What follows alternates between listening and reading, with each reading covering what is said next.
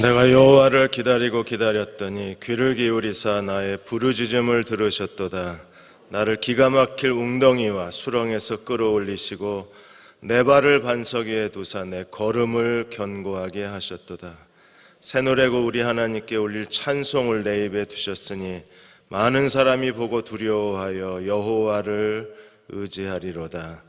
하나님, 오늘 밤 종들의 기도에 하나님께서 들으시고 부르짖음의 귀를 기울이셔서 하나님 우리를 건져내시고 또 수렁에서 끌어내시고 우리의 발을 반석 위에 두사 걸음을 견고케 하시는 이 밤이 되게 도와 주옵소서.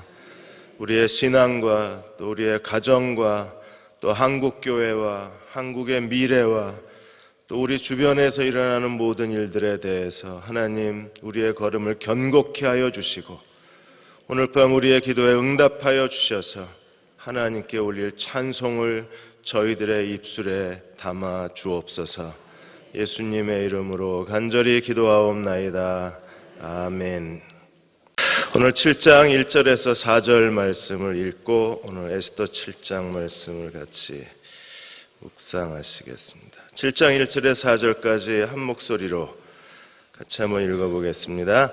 왕이 하만과 함께 또 왕후 에스더의 잔치에 가니라. 왕이 둘째 날 잔치에 술을 마실 때 다시 에스더에게 물어 이르되 왕후 에스더여, 그대의 소청이 무엇이냐 곧 허락하겠노라. 그대의 요구가 무엇이냐 곧 나라의 절반이라 할지라도 시행하겠노라. 왕후 에스더가 대답하여 이르되 왕이여, 내가 만일 왕의 목전에서 은혜를 입었으며 왕이 좋게 여기시면 내 소청대로 내 생명을 내게 주시고 내 요구대로 내 민족을 내게 주소서.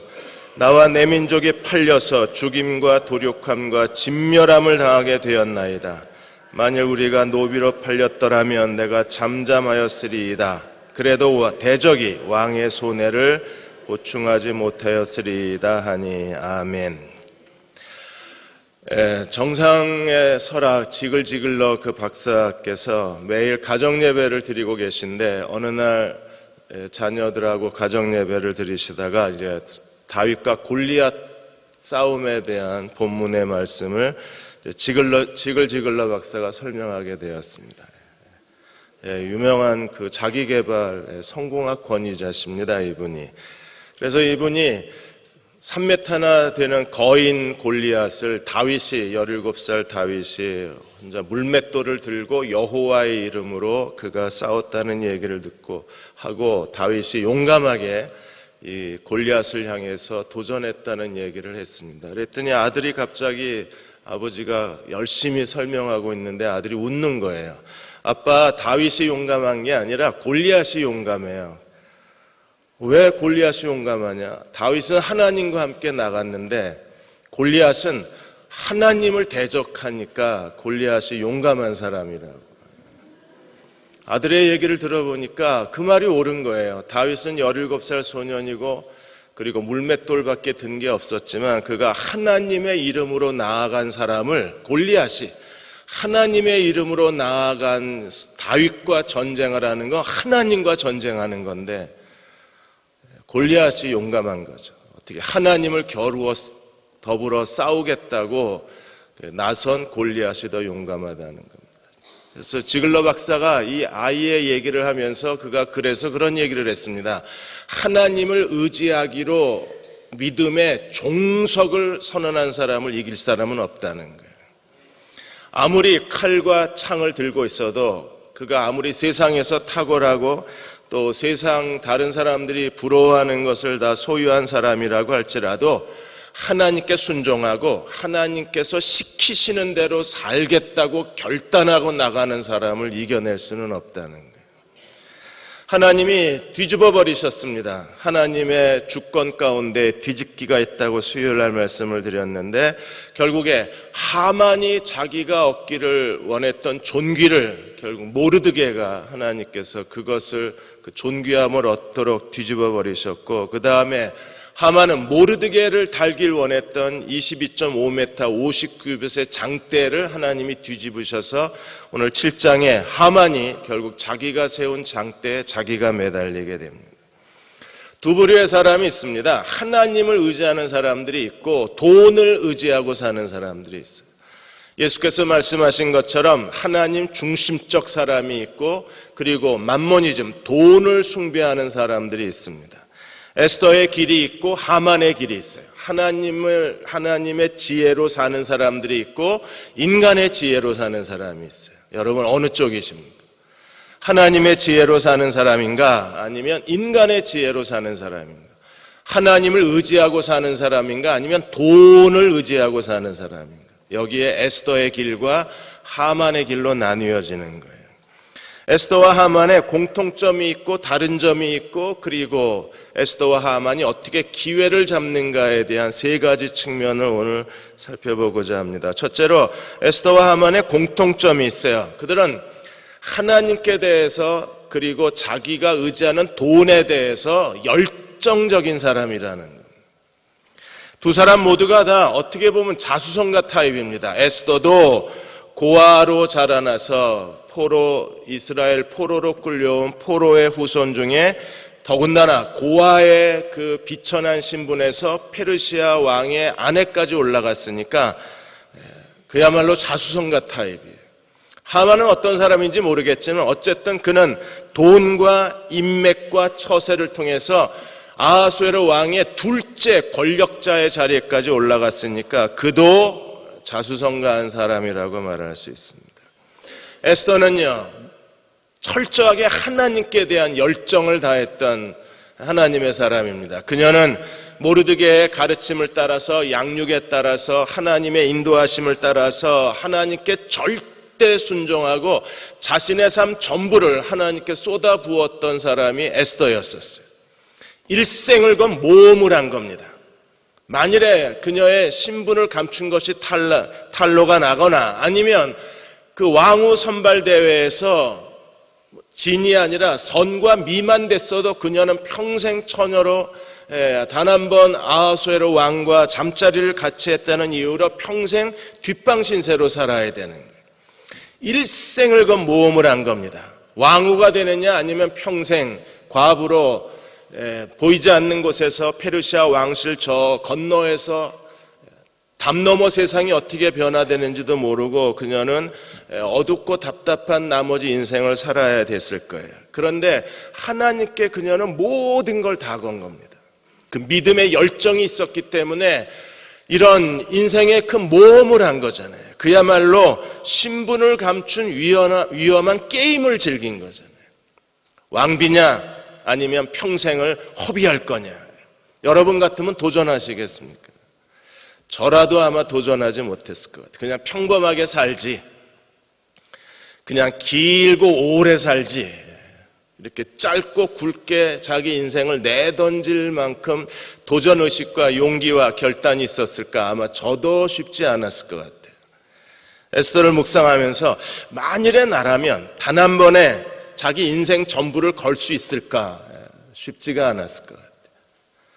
평범하게 사는 게, 행복하고 평범하게 사는 게 오히려 우리의 선택이지 에스더처럼 단 한 번에 자기 일생 전부를 걸고 왕비가 될 거냐 아니면 인생 소모품이 될 거냐 그걸 결정하는 건 쉽지가 않았을 거예요.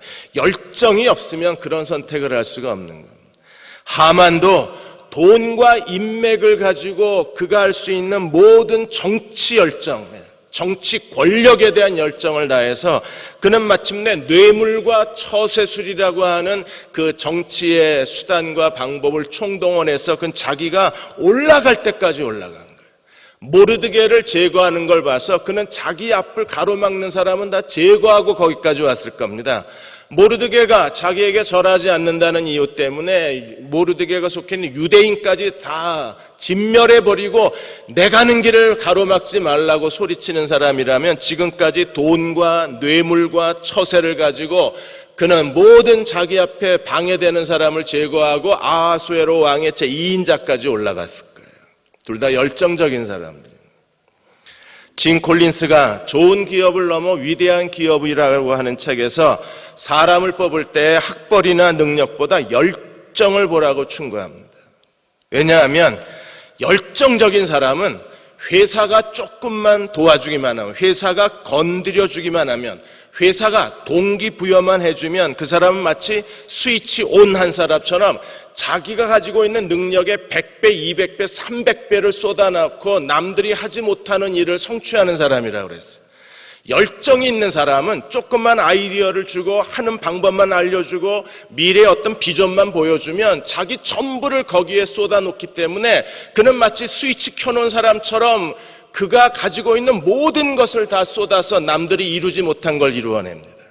그 열정이 있는 사람이 그 일을 이루어내는 거예요. 제가 지금 월요일마다 여기 개척교회 목사님들을 대상으로 해서 그 강해설교 학교를 지금 대전 CTS하고 같이 하고 있습니다. 1기가 끝나고 지금 2기째 들어가고 있는데 이제 강해설교를 매주 월요일마다 3시간씩 모여서 같이 작업을 같이 하는 거예요. 강의하고 같이 공부하고 작업을 같이 합니다. 해보면 열정 있는 사람들은요, 몇 번만 해주면 벌써 스위치 온 됩니다. 그리고 거기에 자기 전부를 쏟아요. 그러니까 12주 3개월 동안 한 텀으로 하는데 벌써 3개월이 지나면 설교가 달라집니다. 근데 단순한 사람들은 아무리 가르쳐주고 방법을 알려주고 거듭되게 연습을 해줘도 이게 스위치가 안 켜지는 거예요. 재능이 없어서가 아닙니다. 관심이 없어서가 아닙니다. 적어도 거기까지 왔을 때는 관심은 있는 거예요. 내면에 열정이 없는 거예요. 그걸 해야 되겠다는 뜨거움이 없는 겁니다. 젊은 사람들하고 상담을 하고 대화를 하다 보면 어떤 젊은 사람들은 비전이 있고 자기에 대한 열정이 가득한 사람들은 조금만 건드려주면 자기 전부를 쏟아냅니다. 그리고 기도하고 자기가 상상했던 것 이상의 더 나은 자기 자신을 사람들에게 드러내고 자기의 보이지 않는 능력까지 쏟아내는 사람들이 있어요. 근데 계속해서 옆에서 지도해주고 방향을 알려주고 하는 일을 계속 반복해서 얘기해줘도 제대로 되지 않는 사람도 있습니다. 교회도 마찬가지입니다. 열정이 있는 교회는 조금만 방향만 제시해주면 그들은요, 스위치 온 된 교회처럼 100배, 200배, 300배를 하나님 앞에 쏟아냅니다. 그런데 조직을 다 만들어주고 매뉴얼을 만들어주고 하는 방법을 계속 몇 번씩 수정해도 전혀 안 움직이지는 교회가 있어요. 그건 교회가 아무리 크고 능력이 있고 아무리 재능이 있어도 소용이 없습니다. 열정이 없는 교회는 하나님의 뜻이 무엇인가를 제시해주고 하나님이 우리에게 이런 것을 원하신다고 얘기해줘도 전혀 안 움직입니다. 왜냐하면 열정이 어떤 자기의 더 나은 나를 만들어내는 하나의 도화선이 되기 때문에 열정이 없는 사람들은 어떻게 회사가 그걸 심어줄 수가 없는 거예요. 열정이 없는 사람들은 주변 사람들이 아무리 노력해도 그 가슴에 이 열정을 심어줄 수가 없어요. 다윗도 자기 안에 열정이 사라져가는 것 때문에 몸부림치고 기도하는 게 다윗의 기도 아닙니까? 내 영혼아 네가 어찌하여 낙심하며 어찌하여 낭망하는 거 무슨 소리예요? 열정이 식어져가는 걸 다윗이 몸부림을 치는 겁니다. 성령의 불이 꺼지지 않게 해 주옵소서. 구원의 기쁨이 사라지지 않게 하여 주옵소서. 성령의 불, 구원의 기쁨 다 뭡니까? 내 안에 열정인 거예요. 다윗은 그게 사라지는 걸 제일 두려워했습니다. 그래서 그는 하나님 앞에 소리를 다해서 온몸을 다해서 절규하고 부르짖는 기도가 나는 내 영혼아 하나님만을 바라라. 그 하나님은 어떤 분이세요? 내 얼굴을 도우시는 하나님을 바라보라. 우리가 하나님 앞에 열정을 갖는 그리스도의 종들이 되어야 합니다. 그래야 하나님이 조금만 도와주셔도 스스로 안에서 불이 붙고 거기서 자기 개발을 하고 자기 혁신을 이루어가고 혁신의 마인드를 갖고 그리고 뭔가 변화를 끊임없이 추구하고 하나님이 기대하시는 것 이상을 만들어내는 사람이지만, 그러나 열정이 없는 사람들은 아무리 가르쳐주고 아무리 방향을 제시해주고 아무리 이 길로 가야 된다고 설득을 해도 그냥 불평과 투덜거림만 많지 전혀 움직이지 않는 사람. 두 청년이 똑같은 회사에 같이 입사를 했습니다. 그런데 한 청년만 승진을 하고 한 청년은 승진을 못했습니다. 그러자 회사가 불공평하다고 이 청년이 불만을 쏟아냈어요. 그래서 부장이 그 청년을 불러다가 그 청년이 왜 승진해서 누락됐는가를 설명해 주어야 그때서야 이 청년이 알았습니다. 보고서를 쓰게 했습니다. 지금 2014년 8월, 9월에 예를 들면 8월과 9월에 시장에서 가장 많이 팔리는 물품이 뭔가를 조사해 오라 그랬어요. 한 청년은 가장 많이 팔리는 물건이 리스트를 정해서 1위가 감자, 2위가 뭐뭐 이렇게 해서 상품 리스트만 만들어서 보고서를 제출을 했습니다. 또 한 청년은 가장 많이 팔리는 상품이 감자인데 그 감자가 한 포대에 10,000원에 지금 가격이 형성됐는데 만일에 품질에 비해서 가격이 지금 낮기 때문에 감자를 지금 사놓고 보관만 할 수만 있다면 이 감자를 가을이나 겨울에 내년 봄에 이 감자를 팔면 몇 배의 이익이 예상된다는 보고서까지 냈어요. 여러분이 직장 상사면 어느 쪽 사람을 승진시키겠습니까? 한쪽 젊은이는 단순하게 기계적으로 움직인 거예요.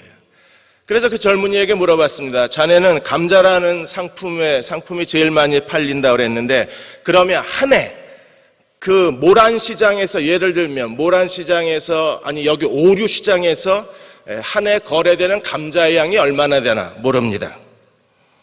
그러면 그 감자가 얼마에 거래됐는데 작년하고 올해 가격 변동은 얼마나 되나 모릅니다. 그런 지시가 없었습니다. 근데 한 젊은이는 그런 지시가 없었어도 감자가 지금 거래되고 있다. 그리고 가격 변동이 지금 몇 년에 비교해서 최하위 가격이다. 지금 사두고 내년에 다시 이걸 되팔면 얼마 이익이 올 거다.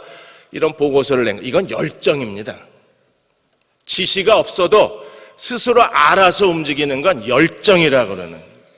결국 하나님도 열정이 필요한 거고 세상도 열정이 있는 사람이 치고 올라가는 거예요.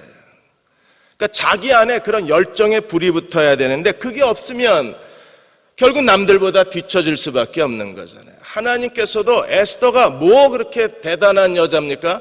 그러나 그녀 안에 일생을 바치는 기꺼이 자기 평생을 허비할 각오를 하고 잃어버릴 각오를 하고 하나님께 자기의 기꺼이 하나님께 드렸기 때문에 그녀의 길이 열린 거 아닌가. 다윗과 골리앗도 마찬가지입니다. 다윗이 골리앗을 향해서 나아갈 수 있었던 것은 하나님께 대한 믿음과 하나님께 대한 열정이에요. 그래서 사무엘상 17장에 주의 종이 사자와 곰도 쳤은즉 사시는 하나님의 군대를 모욕한 이 사람이니까 골리앗도 이 짐승 중에 하나가 될 것입니다.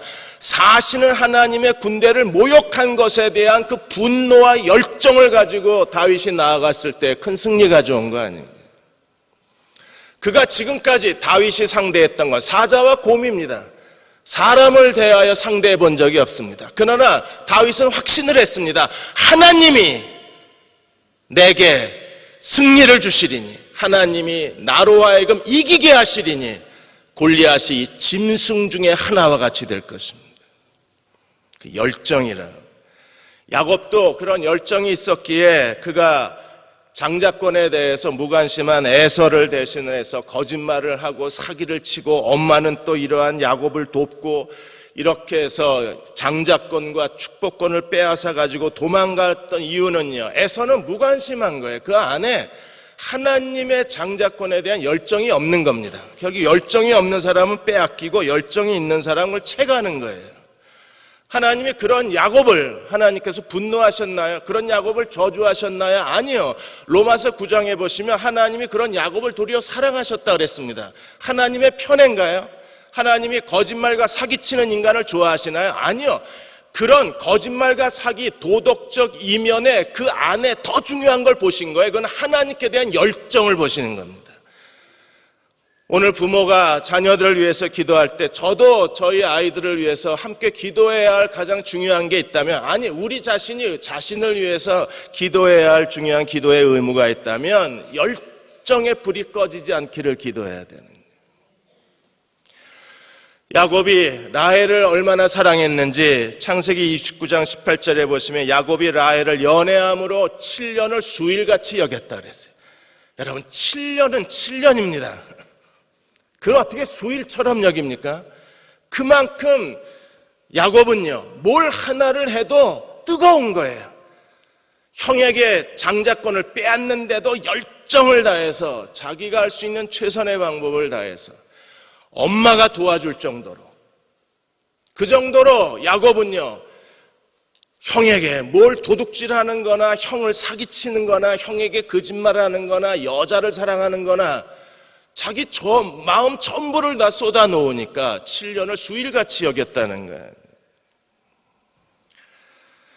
일본의 세일즈 신이라고 불리워지는 하라이치 헤이라는 사람이 계시답니다. 이 사람이 세일즈의 신이 됐을 때 나중에 그가 자기 후배들을 모아놓고 기업체에서 강연을 하는데 세일즈의 비법에 대한 강의를 하는데 그는 세일즈의 비법은 하나밖에 없다 그랬어요. 남들보다 더 많이 걷고 더 많이 뛴 것, 그거밖에 없다 그랬어요.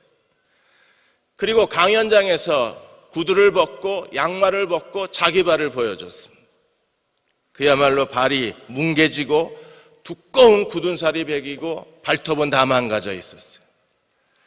남들보다 더 많이 뛰어라. 그러면 네가 원하는 걸 얻을 수 있을 거라는 거예요. 그게 세상 법칙입니다. 그런데 하나님도 마찬가지예요. 하나님께 자기의 전부를 바치고 그리고 하나님을 의지하는 일에 뛰어나고 순종하기를 절대 순종하고 주님만 의지하면 하나님이 그들을 통해서 하나님의 뜻을 이 생에 펼쳐가시는 거예요. 두 번째로 에스더와 하만의 차이점도 있습니다. 그러나 이 차이점은 어떤 면에서는 차이점이라기보다는 그들은 하나님이 원하는 걸 가진 사람이었고 세상이 원하는 걸 가진 사람이었을 뿐이에요. 에스더는요, 하나님이 원하는 걸 갖고 있었던 여자입니다. 그래서 하나님이 그녀를 왕후의 자리까지 올리시고 민족의 구원자로 만드실 수 있었던 것은 다른 여자들이 갖지 못한 걸 가진 거예요. 그런 탁월함이 있었기 때문에 하나님이 그녀를 하나님이 원하시는 데까지 데려가실 수 있었습니다. 에스더의 탁월함이 뭡니까? 심히 사랑스럽다 그랬습니다. 그냥 사랑스러운 정도가 아니라 심히 사랑스러웠다 그래요. 그거는 외모뿐 아니라 그녀의 내면까지 아름다웠다는 거예요. 그냥 겉모습만 아름다웠으면 얼마든지 많이 있었을 겁니다. 그러나 그녀는요, 겉모습만 아름다운 게 아니라 인격과 성품 내면까지도 아름다웠어요. 사랑스러웠어요. 정말 모든 사람들에게 사랑스러운 여자였습니다. 그녀만 나타나면 모두가 다 행복했습니다. 심지어 경쟁자들조차도 행복하게 만들었던 여자가 에스더 아니었나요?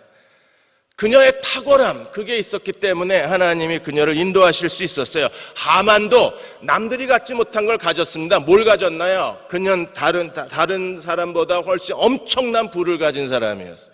이 엄청난 부를 가지고 권력의 제2인자까지 올라갔을 뿐 아니라 이 부를 가지고 자기가 싫어하는 사람들을 다 정적을 제거한 거예요. 모르드게를 제거하기 위해서 그는 왕에게 무려 1만 달란트 은을 갖다 바칠 정도로 엄청난 부를 가진 사람입니다. 그것을 가지고 있었기 때문에 그 돈을 가지고 뇌물과 처세를 통해서 그는 자기가 원하는 걸 얻어내고 그리고 자기가 가고 싶은 길을 얼마든지 갈 수 있었던 사람이 하만인 거예요. 그러면 우리가 에스더와 하만은 서로 다른 영역에서 탁월한 사람입니다. 그게 차이점이지만 그러나 그들은 다른 영역에서 남들이 가지지 못한 걸 가졌다는 데에서는 또 동일한 점도 있는 거예요. 하나님께서 높여주실 수 있는 사람이 되어야 합니다. 세상에서도 마찬가지입니다. 세상에서도 오늘 많은 젊은이들이 20대 30대 젊은이들이 대학에서 스펙 쌓기에 열정하는 이유가 어디 있습니까? 자기 몸값 높이는 거예요. 몸값을 높여야 취직이 잘 되고 그래야 연애도 잘 되고 그래야 결혼도 하고 그래야 남들보다 더 성공적인 인생을 사는 거니까 그래서 오늘 젊은이들이 스펙을 높이는 데 온 힘을 다 기울이는 겁니다. 심지어 부모마저도 스펙이 되는 시대잖아요. 부모가 어떤 직업을 가졌느냐, 부모가 어느 정도 사회적 지위가 있느냐도 이제는 젊은이들에게 스펙이 되는 시대가 되는 겁니다. 남들이 갖지 못한 걸 가지고 있어야, 그래야 남들보다 더 탁월한 어떤 걸 갖고 있어야, 그래야 자기를 뛰어난 상품, 성능 좋은 상품, 남들보다 차별화된 상품으로 만들어낼 수 있어야, 자기 자신을 마케팅해낼 수 있어야, 그래야 하나님도 뭔가를 이루어내시고 세상에서도 성공할 수 있는 거예요. 한국의 L&B 연구소 김학선 소장이 그런 말을 했습니다. 적어도 자기가 원하는 길을 가려면 전문성과 상품성을 가져라. 그것은 교양과 지식과 자기 전공 능력이라 그랬어요. 교양을 갖춰라.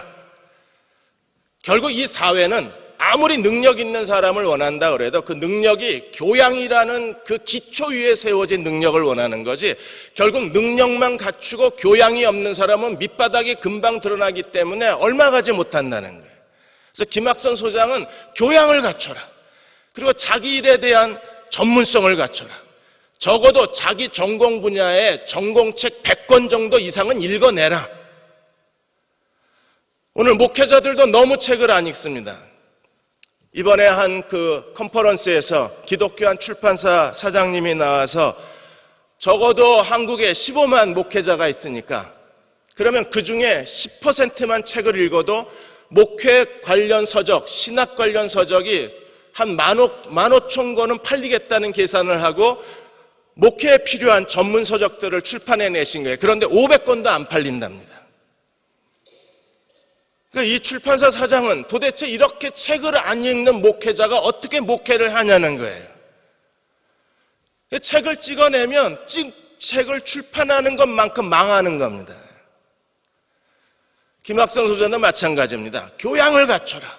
그리고 전문성을 갖춰라. 자기 전공 분야의 책은 100권 이상 읽어내라. 그래야 세상이 널 원한다는 거예요.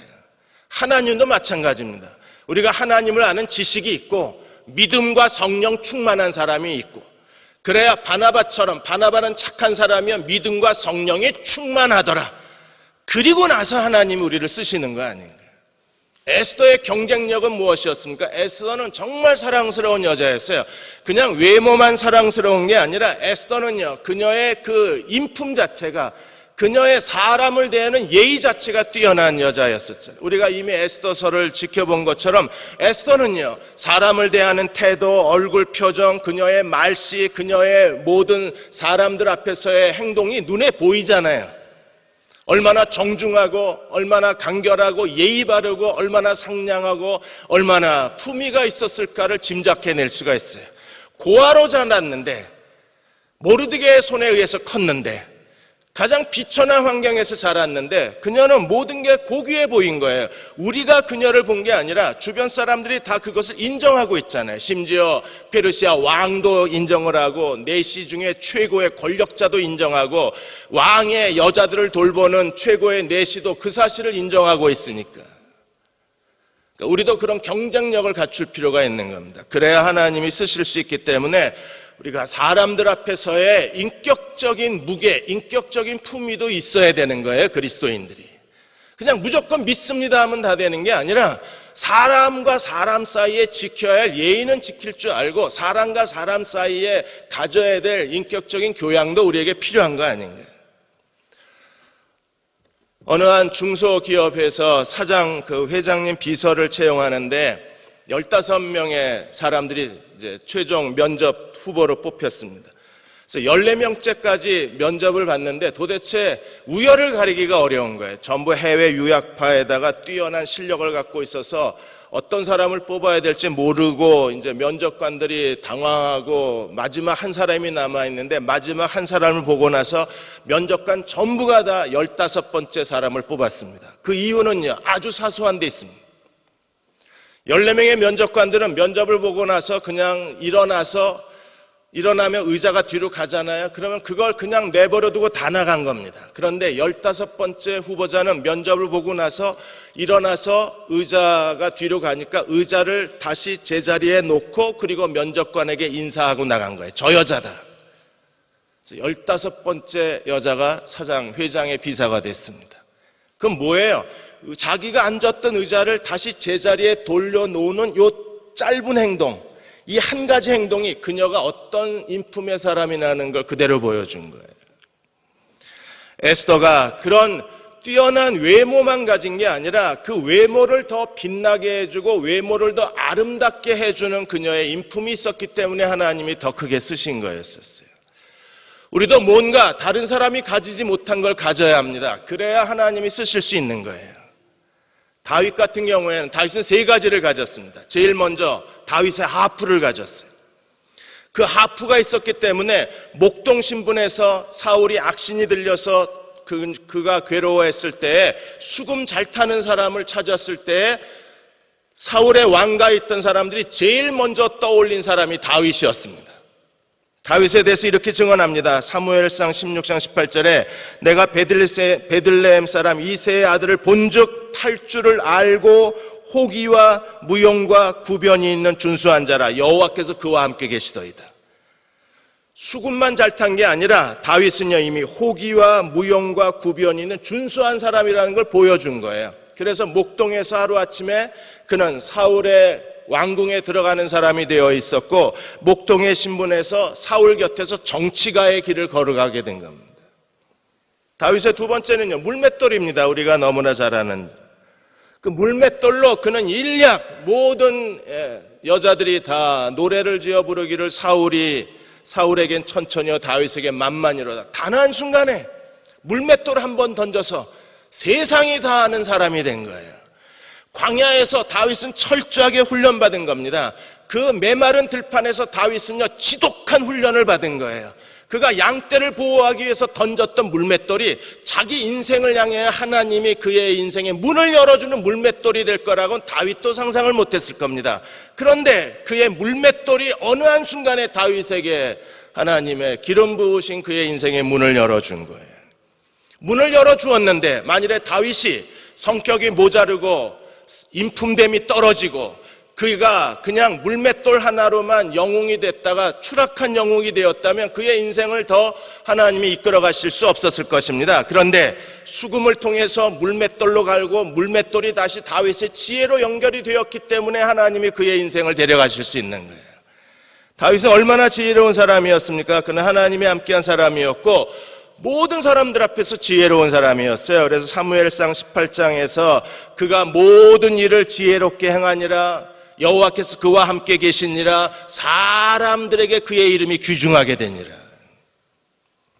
하프를 통해서 그는 사울의 왕가로 들어가고 물맷돌을 통해서 세상 사람들에게 다윗의 이름을 알리고 그리고 그의 지혜로 말미암아 사람들에게 인정을 받았기 때문에 그래서 예수님이 다윗의 가문을 통해서 메시아가 이 땅에 오실 뿐 아니라 그는 하나님 마음에 합한 자가 되어서 하나님이 그를 원하시는 곳으로 데려가시고 하나님의 섭리를 이루어내실 수 있는 거예요. 마지막 세 번째, 소원과 기회에 대해서 우리도 하만도 소원과 기회에 포착 능력이 뛰어났고 에스더도 소원과 기회에 포착 능력이 뛰어난 사람이에요. 기회를 포착해야 소원이 이루어지는 거예요. 하만은요 그가 왕후 에스더에게 초청을 받고 온 뒤에 우리가 지난 수요일날 본 것처럼 그는 친구들과 아내를 불러 모아놓고 나밖에 없다고 너무나 자랑스러워했습니다. 그런데 모르드게 때문에 자기는 행복하지 않다고 말했습니다. 그러자 기회를 탁 잡아냅니다. 친구들이 말하기를 아내가 말하기를 모르드게를 제거해라. 지금 기분 좋을 때 왕이 기분 좋을 때에 모르드게를 제거해달라고 요청해라. 그래서 즉시 실행에 옮깁니다. 마당에 50규빗의 장대를 세워놓고 모르드게를 제거하기 위해서 하만은요 이른 새벽부터 가서 기회를 잡는 거예요. 사람 죽이고 모르드게를 제거할 수만 있다면 하만은요 아침 일찍 일어나서 그 전날 밤 왕후 에스더의 초청을 받아서 아하수에로 왕과 얼마나 많이 펌하셨겠습니까? 아마 코가 삐뚤어질 정도로 마셨을 겁니다. 저는 불행한 남자입니다. 이게 무슨 말인지도 모르고 죽어야 되니까 코가 삐뚤어지도록 마셔봐야 되는데 이거 여러분도 못 해보셨군요. 웃으시는 거 보니까 경험이 있으신 분들은 끄떡끄떡 하시는데 모르시는 분들은 저한테 공감을 하시는 거예요. 얼마나 취하게 마셨을 거예요. 그날 기분 좋게. 그런데 아침 일찍 왕에게 이 사실을 허락받기 위해서 결자판 들고 왕궁의 뜰에 서 있던 사람이 하만입니다. 기회를 놓치지 않는 거예요. 왜? 두 번째 에스더의 잔치에 가기 전에 이 일을 끝내야 되기 때문에. 에스더도 기회를 볼 줄 아는 여자입니다. 그녀는 왕이 금오를 내밀었을 때 기회였어요. 그런데 기회가 아니었어요. 우리는 기회라고 생각을 하고 왜 에스더가 저렇게 행동하는지 이해를 못했습니다. 왜 하루를 더 늦추지? 지금 당장 하만의 계교를 왕에게 얘기해서 왕이 들떠서 기분 좋아서 2번이나 에스더에게 말하기를 무슨 소원이냐, 다 들어주겠다, 나라의 절반도 주겠다 2번이나 얘기했으면 기회가 아닌가요? 그런데 에스더는 기회가 아니라고 생각을 한 거예요. 그리고 내일 하루 더 와달라고 요청을 합니다. 그리고 그날 밤에 하나님이 일하시기를, 하나님이 어떤 일을 하셨습니까? 하나님의 명백한 증거를 보여주신 거예요.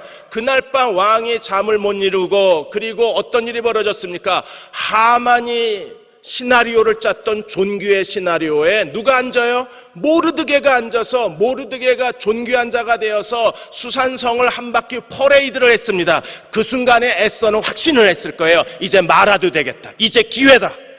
그때 기회를 잡는 겁니다. 자신의 소원이 하나님의 소원이 될 때까지 에스더는 기다린 거예요. 하만은 서둘러 기회를 잡고 모르드게를 제거하려고 자기가 기회를 만들다가 자기가 생각한 기회에 자기가 빠져버렸습니다. 근데 에스더는요, 자신의 소원과 하나님의 소원이 일치될 때를 기다리고 불과 하루입니다. 하루만 기다리면 되는 거예요. 그걸 조급해야 할 이유가 없었던 거예요. 하루만 더 기다렸을 때 자신의 소원과 하나님의 소원이 일치되는 지점에서 오늘 7장에서 하만의 음모에 대해서 3절과 4절에 에스더가 어떤 일이 일어났고 지금 하만이 어떤 음모를 꾸미고 있다는 사실을 증언하자마자 즉시로 어떤 일이 벌어졌습니까? 모르드게를 매달고 싶어 했던 그 장대에 아하수에로 왕이 하만을 매달아 버린 거예요. 6장에서 하만이 굴욕을 당하고 7장에서 모르드게가 하만에게 굴욕을 주고 7장에서는요 에스더가 하만을 제거해 버리는 겁니다. 결정적으로 하나님이 그 일을 해내실 수 있도록 에스더는요 철저하게 하나님의 기회를 잡을 줄 안 거예요. 소원과 기회에서 기회 포착 능력이 뛰어나야 되는 거예요. 여러분, 세상 사람도 하만도 기회를 잡으려고 그 작은 틈, 왕이 지금 기분이 좋다, 지금이야말로 절호의 기회다. 그래서 세상 사람들은 머리를 맞대고 기회를 볼 줄 알고 기회를 잡으려고 모든 수단 방법을 다해서 기회를 만들어내는 거예요. 비록 실패했지만. 에스더도 하나님의 인도하심을 따라서 그녀가 언제 기회를 잡고 어떻게 가야 되는가를 알고 기회를 잡자 그대로 하만이 제거가 되는 거예요. 이런 얘기를 했을 때 왕이여, 나와 내 민족이 다 팔려서 죽게 되었다고 하는 3절 4절에 그 얘기를 했을 때 왕이 일어나 나간 틈에 하만이 어떻게 했습니까? 에스더에게 자기 생명을 구원한다고 당시 페르시아는 이렇게 길게 누웠잖아요. 예수님 때도 길게 누웠고. 그녀에게 매달린다는 게 왕이 화가 나서 밖에 나갔다 들어왔을 때 왕이 오해를 한 겁니다. 어떻게 오해를 했어요? 마치 왕비를 강간하는 것처럼 보인 겁니다. 여러분, 사람이 안 되려면 이렇게 되는 거예요. 그냥 살려달라고 애걸을 한 게 강간하는 것처럼 보인 겁니다. 그래서 8절에 보시면 왕이 후원으로부터 잔치자리에 돌아오니 하만이 에스더가 앉은 걸상 위에 엎드렸거늘 왕이 이르되 저가 궁중 내 앞에서 왕후를 강간까지 하고자 하는 순간 그 옆에 근위병들이 그대로 얼굴에 보자기를 씌우고 데리고 나갑니다. 얼굴에 보자기를 씌운 건요, 사형수라는 거예요.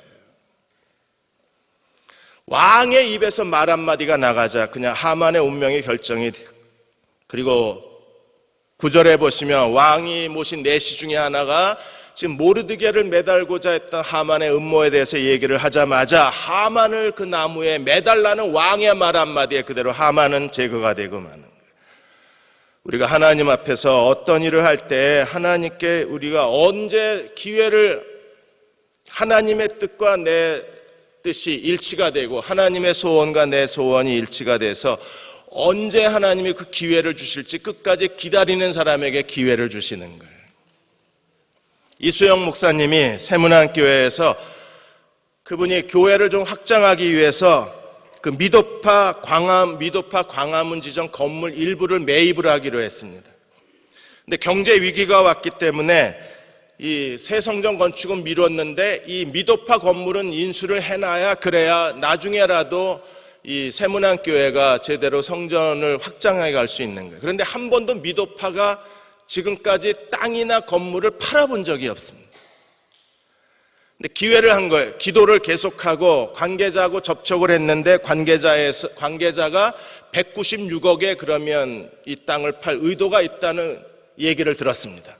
그리고 이제 미도파 쪽학 사람하고 이제 이 계약을 맺기 위해서 기다렸는데 사람이 안 오는 거예요.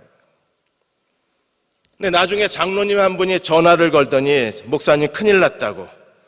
다른 회사에서 우리가 미도파하고 196억의 건물을 판다는 사실을 알고 다른 기업체에서 더 많은 돈을 6억이나 더 돈을 주고 지금 자기네들하고 계약하자고 이쪽에다 통보를 보낸 상황이래요. 이수영 목사님이 불안한 겁니다. 분명히 하나님의 뜻이라고 확신하고 일을 시작했는데 만일에 다른 업체에게 다른 대기업에게 이 건물을 빼앗겨 버리면 목사님 사표 내고 나가셔야 되는 거예요. 책임을 지고. 그러니까 자기의 개인의 문제가 아니라 당장 이게 온 교인이 기도하고 하나님의 뜻이라고 확신을 했는데 건물이 날아가게 생긴 겁니다. 그래서 목사님이 장로님들한테 기도합시다. 우리는 하나님의 뜻이라고 확신을 했는데 하나님 뜻이 아니어도 우리는 어쩔 수 없이 순종해야 되지만 그러나 하나님 뜻이라고 확신을 했는데 하나님이 일하실 겁니다. 그러면서도 목사님이 자신은 없었대요. 1시간이 지나고 2시간이 지나서 이제 안 되나 보다라고 생각했을 때 장로님에게 전화가 온 겁니다. 지금 가서 계약서에 도장 찍겠다고.